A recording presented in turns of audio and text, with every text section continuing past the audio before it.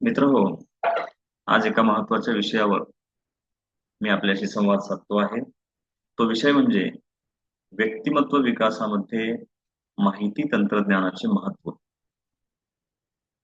या विषयावरती आपण काही वेळ चर्चा करणार आहोत. पहिली गोष्ट म्हणजे माहिती तंत्रज्ञान कशाला म्हणतात? त्याला इंग्रजीमध्ये आपण ICT अर्थात इन्फॉर्मेशन कम्युनिकेशन अँड टेक्नॉलॉजी किंवा काही जण त्याला इन्फॉर्मेशन अँड कम्युनिकेशन टेक्नॉलॉजी असेही म्हणतात.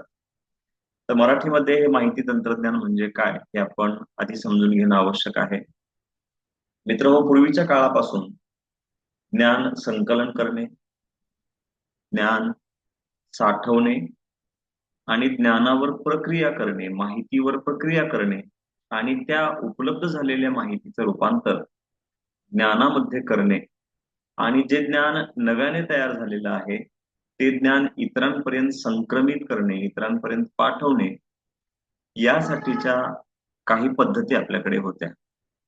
सगळ्यात अतिशय ज्याला आपण प्रारंभिक द मोस्ट बेसिक थिंग ज्याला म्हणू आपण, ती म्हणजे आपल्याला असलेलं ज्ञान मौखिक स्वरूपामध्ये दुसऱ्यांना देणे. मौखिक स्वरूपानंतर हे ज्ञान लिखित स्वरूपामध्ये आपण इतरांना देऊ लागलो आणि त्यानंतरच्या काळामध्ये हे लिखित ज्ञान आपण छापील अर्थात प्रिंट टेक्नॉलॉजी मध्ये आणलं. पण आज आपण त्याच्याही पुढे गेलो आहोत.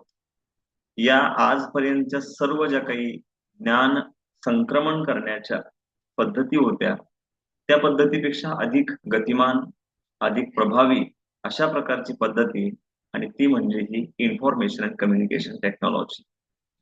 या तंत्रज्ञानाच्या मदतीने आपण ज्ञान साठवू शकतो, संकलित करू शकतो, त्याच्यावर प्रक्रिया करू शकतो आणि क्षणार्धात ते ज्ञान इतरांना पाठवू शकतो.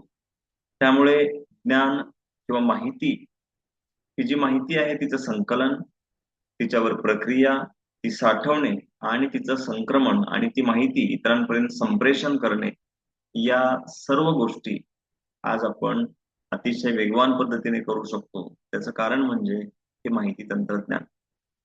अगदी ज्याला आपण सोप्या पद्धतीने समजून घ्यायचं तर त्याला आपण इंटरनेट असं म्हणू शकतो. तर हे आहे माहिती तंत्रज्ञान. आता माहिती तंत्रज्ञान आणि व्यक्तिमत्व विकास यांचा आपण जेव्हा ताळमेळ घालण्याचा प्रयत्न करतो तेव्हा ही गोष्ट देखील आपल्याला समजून घेणं आवश्यक आहे की व्यक्तिमत्व विकास म्हणजे काय. आपल्या सर्वांनी कधी ना कधी व्यक्तिमत्व विकास याबद्दल ऐकलेलं असतं, त्याबद्दल चर्चा केलेली असते. तसं आपण म्हणतो की त्याचं व्यक्तिमत्व चांगलं विकसित झालेलं आहे किंवा प्रत्येक विद्यार्थ्याने आपापलं व्यक्तिमत्व विकसित केलं पाहिजे. तेव्हा व्यक्तिमत्व विकास ही गोष्ट आपल्या सर्वांना माहीत असते. साधारणपणे व्यक्तिमत्वाचे दोन घटक पाडले जातात. एक म्हणजे बाह्य व्यक्तिमत्व, ते म्हणजे व्यक्ती, त्याची उंची, त्याच्या अंगावरील कपडे, त्याचबरोबर त्या व्यक्तीची राहणीमान, त्या व्यक्तीचे रंगनिवड, त्याचबरोबर त्या व्यक्तीच्या शरीराचा बांधा, या सर्व ज्या गोष्टी आहेत ज्या म्हणजे साधारणपणे त्या व्यक्तीच्या बायोलॉजिकल गोष्टी आणि त्याचबरोबर त्या व्यक्तीच्या स्टाईल किंवा त्याची राहणीमान या पद्धतीच्या गोष्टींना आपण बाह्य व्यक्तिमत्व म्हणतो. पण त्याहून देखील महत्वाचं व्यक्तिमत्व असतं आणि ते म्हणजे अंतस्थ व्यक्तिमत्व.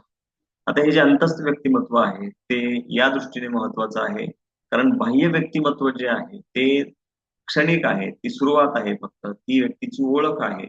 परंतु त्या व्यक्तीचं कार्य करण्याची पद्धत, त्या व्यक्तीचा स्वभाव, त्या व्यक्तीला येत असलेली वेगवेगळी कौशल्ये, त्या व्यक्तीची गुणवैशिष्ट्ये ही त्यापेक्षा अधिक प्रभावी असतात आणि ती टिकाऊ असतात. म्हणून अंतस्थ व्यक्तिमत्व हे अधिक महत्वाचं आहे असं मानलं जातं. जर आपण मानवी उत्क्रांतीचे टप्पे पाहिले तर साधारणपणे माणूस हा अगदी एप या अवस्थेपासून आजच्या तो म्हणजे कॉम्प्युटर आणि मोबाईल टॅबलेट्स वगैरे वापरणाऱ्या अवस्थेपर्यंत तो आलेला आहे. तर आजपर्यंत आपली माणसाची जी काही प्रगती आहे ती अशाच पद्धतीने माहिती, ज्ञान यांच्या आदान प्रदानामधून झालेली आहे. तेव्हा अगदी जंगली अवस्थेपासून ते आजच्या आधुनिक अवस्थेपर्यंत माणसाचा प्रवास हा ज्ञानामुळे, त्याच्याकडे असलेल्या माहितीमुळे आणि कौशल्यामुळे झालेला आहे.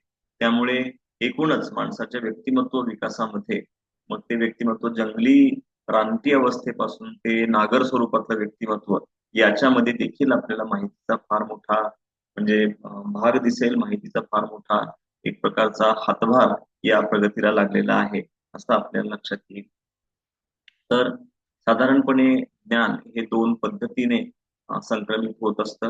एक म्हणजे अंतस्थ अ, स्रोतांच्या माध्यमातून आणि बाह्य स्रोतांच्या माध्यमातून.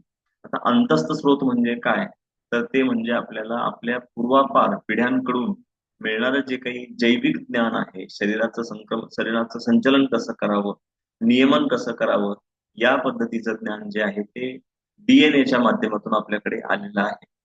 आणि हे ज्ञान हे आपल्या हाताबाहेरची गोष्ट आहे, तिचा आपण म्हणजे ज्याला म्हणता येईल सुप्त पद्धतीने वापर करू शकतो, नेणिवेच्या पातळीवर वापर करू शकतो. हे ज्ञान आपण ठरवून हे माझ्या पूर्वजांकडून आलेलं ज्ञान आहे आणि आता मी असं वापरतो असं ठरवून वापर करू शकत नाही. पण एक्सटर्नल सोर्स मधून आलेलं ज्ञान हे आपण कमवलेलं ज्ञान आहे, मिळवलेलं ज्ञान आहे आणि त्या ज्ञानाचा वापर आपण निश्चितपणे ठरवून व्यवस्थितपणे करू शकतो. हे एक्सटर्नल सोर्सेस मधून येणारं ज्ञान हे इतरांकडून कानावर पडलेलं ज्ञान असेल, आपण डोळ्यांनी ज्या गोष्टी पाहिल्या त्यातून मिळालेलं ज्ञान असेल, किंवा एक त्याचा प्रतीक म्हणून आपण ग्रंथालयाच्या माध्यमातून मिळालेलं ज्ञान असेल. अशा पद्धतीने बाह्य स्रोतांच्या माध्यमातून आपल्याला ज्ञान मिळत असतं. तेव्हा जर आपण या दोन्हीची तुलना केली की आपल्याला अंतर्गत स्रोतामधून मिळणारं ज्ञान आणि बाह्य स्रोतातून मिळणारं ज्ञान, तर याच्यात आपल्या लक्षात येईल की अंतर्गत स्रोतामधून मिळणारं ज्ञान हे मर्यादित आहे. परंतु आपण जन्मल्यापासून जे अनुभवातून, निरीक्षणातून, पाहण्यातून, ऐकण्यातून जे काही शिकतो, पंच ज्ञानेंद्रियांच्या माध्यमातून आणि आपल्या तर्कशक्तीच्या आधारावर जे काही शिकतो, ते ज्ञान प्रचंड मोठं आहे. ग्रंथालयातून मिळणारं ज्ञान हे प्रचंड मोठं आहे आणि त्याचा माणसाच्या व्यक्तिमत्वावर फार मोठा प्रभाव पडतो. त्यामुळे माणसाच्या एकूण जे दोन ज्ञानाचे स्रोत आहेत त्यापैकी बाह्य स्रोत हा अत्यंत महत्वाचा अशा प्रकारचा स्रोत आहे. तर साधारणपणे जर आपण ह्युमन क्रोमोझोम पाहिले आणि चिंपांजीचे क्रोमोझोम पाहिले तर आपल्या लक्षात येईल की साधारणपणे संपूर्ण ह्युमन क्रोमोझोमची ही जी साखळी आहे त्यात फक्त शेवटी तुम्हाला काही बदल दिसतील आणि थोडं 2A 2B अशा प्रकारचे मायनर बदल दिसतील. साधारणपणे शास्त्रज्ञ असं म्हणतात की 98% डीएनए माणसाचे आणि चिंपांजीचे हे एकमेकांशी मिळते जुळते आहे. म्हणजे चिंपांजीपेक्षा आपल्याला मिळालेलं ज्ञान हे फक्त 2% वेगळं आहे.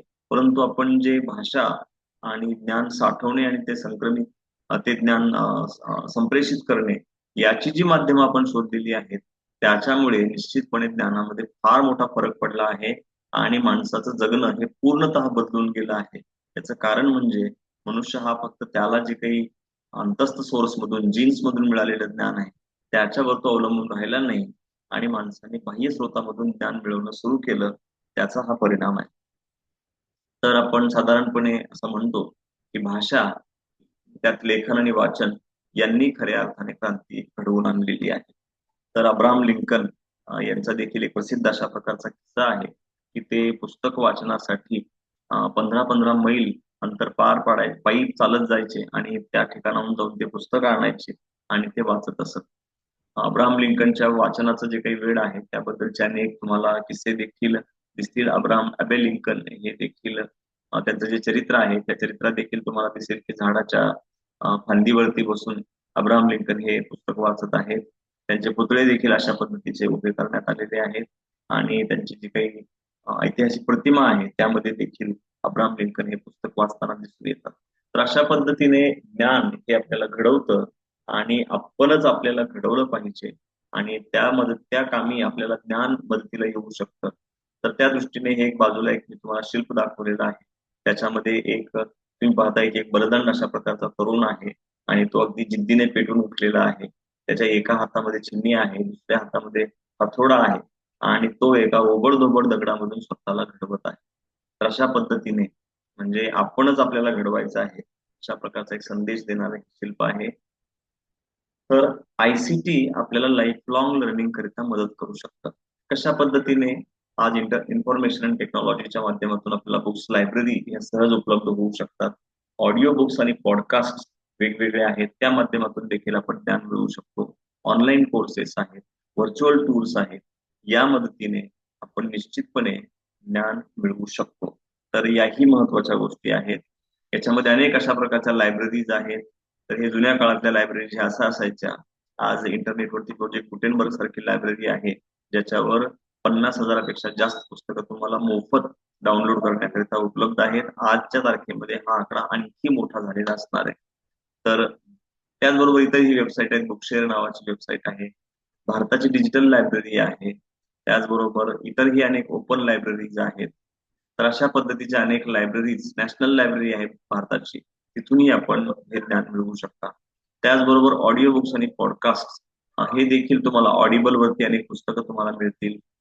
त्याचबरोबर ऑडिओ बुक्स आहे, तिथेही पुस्तकं मिळतील. लिब्री बॉक्स आहे, तिथे पुस्तकं मिळतील. बीबीसीचा आय प्लेअर जे काही ऍप आहे त्या माध्यमातून देखील तुम्हाला अनेक ऑडिओ बुक्स ऐकता येतील. ऑक्सफर्ड युनिव्हर्सिटीने स्वतःचे काही पॉडकास्ट ठेवलेले आहेत, तेही तुम्हाला पाहता येतील. त्याचबरोबर आयट्यून्स वरती तुम्हाला अनेक पॉडकास्ट मिळतील. वेगवेगळ्या प्रकारच्या ऑनलाईन कोर्सेस आणि लेक्चर्स हे उपलब्ध आहेत.